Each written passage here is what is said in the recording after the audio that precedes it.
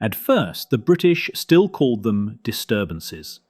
A watchman went missing, a provision ground burned, a planter was found at the edge of his own cane, his throat cut as neatly as the crop he harvested.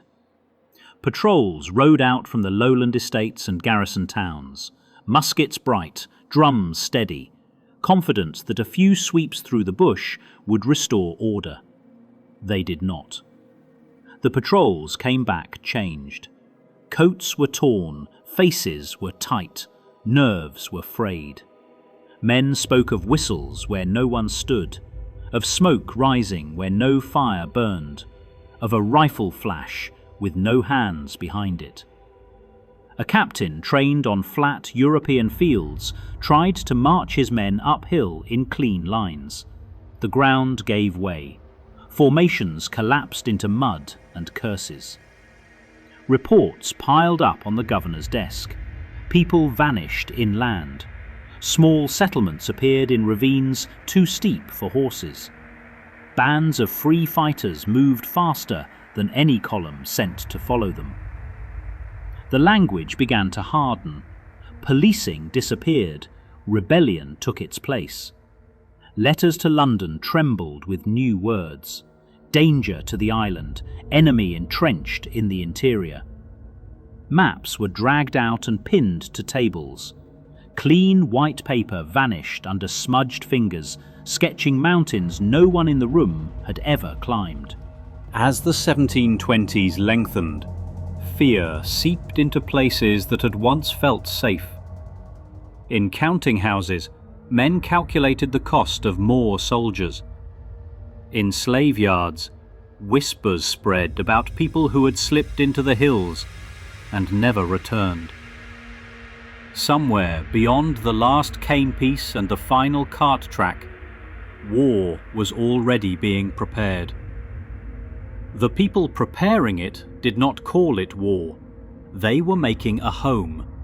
For the British, the interior stopped being geography. It became a problem.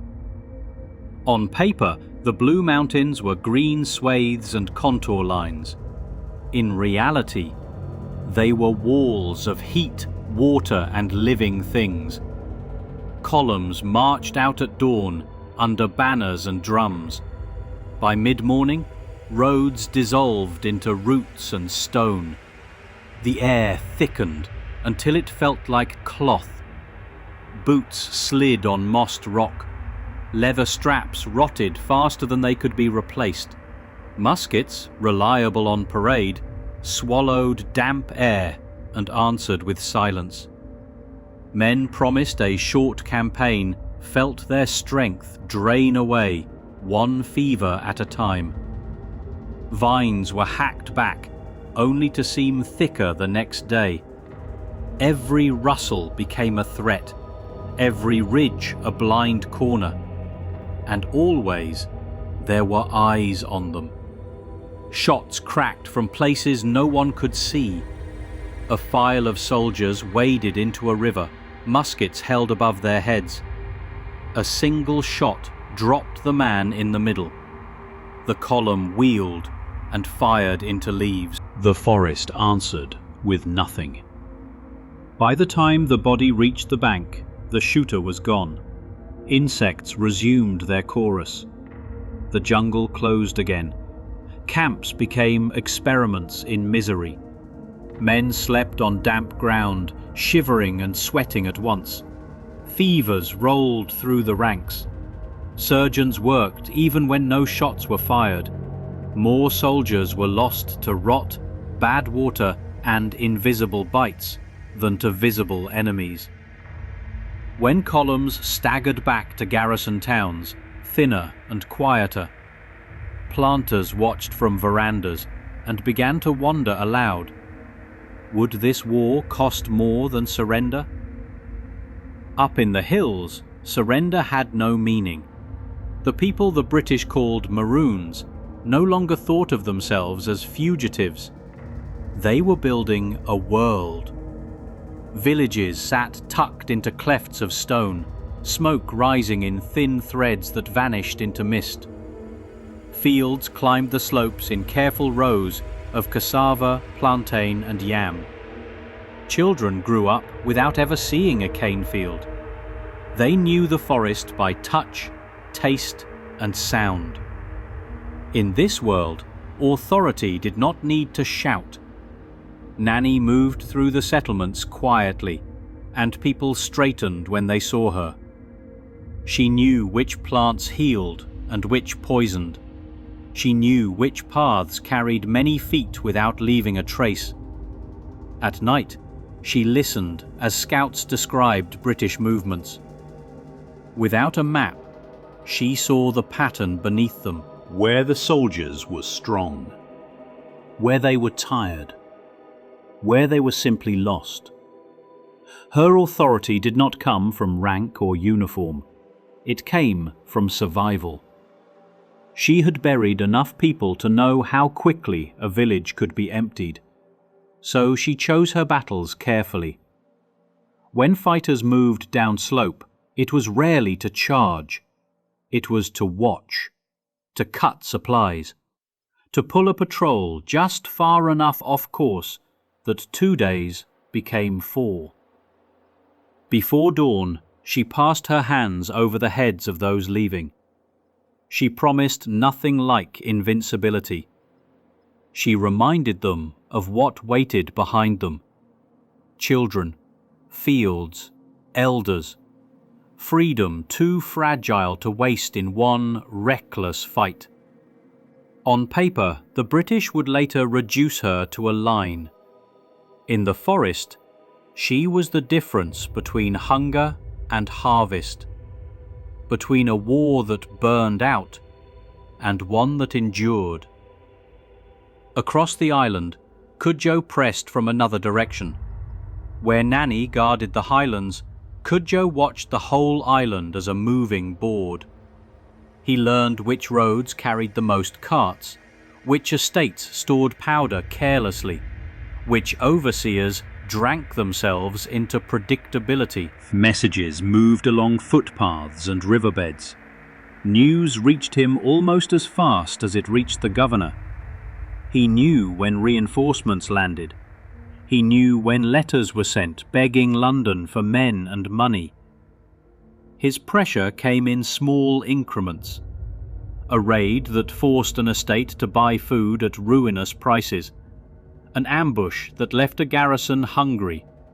A strike on a remote outbuilding that made every planter feel exposed. When columns advanced in force, he let them come. Then he frayed their edges. A sentry vanished the first night. A mule was found dead the second. On the third, a shot rang out from the wrong direction entirely. Men jumped at shadows. Officers questioned their guides. Cudjoe rarely had the numbers to destroy a column. He did not need to. He only had to make every step inland cost more than it was worth. Over time, his name gained weight. Planters spat it out. Soldiers whispered it around fires. Later, the British would call him Colonel. On the ridges, he was simply the man who kept their world intact. The war that followed did not resemble the wars Britain preferred to fight. There were no open fields, no neat lines exchanging volleys. There were days of nothing. Marching, sweating, maps turning to pulp in the rain. Then seconds of chaos, a flash from a rock face, a horn sounded once, then cut short. A line of red coats scattered as pits opened under tired feet. Maroon fighters slid down slopes the British could barely stand on. They struck where the island favoured them, at narrow passes, at river crossings, at ravine edges where one misstep meant disappearance. When they fired, it was from cover prepared days before. When they withdrew, it was along paths the British could not follow. Sometimes the only trace was sound, a horn, a cry, bodies falling. Councils of war met in damp clearings, push on or pull back, rations shrinking, the nearest town too far away. Disease finished what bullets could not. Camps smoked under constant drizzle. Men woke soaked, chilled, and burning with fever. Some marched all morning and collapsed by afternoon, babbling about snow that did not exist on this island. Surgeons worked with dwindling supplies. Wounds festered. Men faded anyway. Dysentery moved through the ranks like an invisible army. Water that looked clear carried sickness. Food spoiled before it could be eaten. Letters home softened the truth. Unhealthy conditions, severe climate. The reality was worse. Men began to hope for clean wounds, just serious enough to send them back to garrison. New soldiers arrived, laughing at the heat. Within weeks, they were hollow-eyed too. The island was devouring them without showing its teeth. The Maroons fought a slower war. They knew their limits. A single mistake could leave fields untended and children orphaned. They watched columns from above. Runners carried news ridge to ridge. A plank loosened. A rock shifted. Nothing obvious. Tomorrow's march became confusion. When they struck directly, it was deliberate. Fire from above. Fire from the side. A shout in a shared language. Withdrawal before pursuit could begin. Wounded were pulled back so quickly it seemed the forest reclaimed them. Back in the hills, elders listened closely. Were supplies heavier? Were officers different? Were the men younger, older, more worn? Each fight was a test. Between raids, life continued. Births, marriages, funerals. A child learned to walk on paths 3 British columns had failed to cross. Life and war braided together. By the mid-1730s, the war had stalled. Campaigns were announced. Columns marched. Men died. Nothing changed. Planters began asking quieter questions. Could this be ended another way? Publicly, no one spoke of defeat. Letters spoke of changing tactics. Privately, the truth was clear. Britain had not won. The Maroons were still there, still fighting, still raising children. The island could not bleed forever. Negotiation crept in. A scout treated less harshly. A message sent through an intermediary. A meeting at the edge of controlled land. British officers spoke with practiced contempt, hands shaking slightly. They carried an unspoken order. End this without admitting force has failed. For the Maroons, the choice was heavier. They had carved out freedom, but war had a cost. Fields needed tending, children needed safety. Around smoky fires, arguments clashed. Some warned of traps. Others saw a chance to secure land and recognition. A treaty could be a weapon too. When the treaty was signed in 1739, it was almost quiet. No crowds, no trumpets. Just paper and hands that had once held weapons. A British officer dipped his quill. Cudjoe made his mark. High in the hills, Nanny listened as the news climbed upward.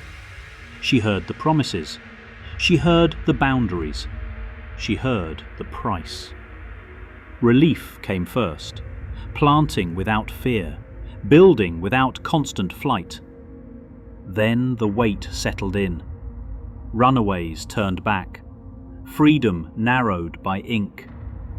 The island tested the agreement. Soldiers withdrew from the worst campaigns. Planters adjusted to living beside free communities they could no longer deny. In the mountains, Maroons walked their ridges differently now, alert not just to sound and movement, but to lines drawn on paper far below. No one believed the story was finished. The treaty did not erase blood or memory. It was a line on damp paper, trying to contain what resistance had already changed. British officials called it flexibility. Maroon elders called it space wrested from captivity. Under both versions lay the same truth. Freedom had been secured, but it came with conditions. As the jungle swallowed old camps and footprints, it could not swallow that exchange. Peace had been signed. The struggle had not ended. It had changed shape.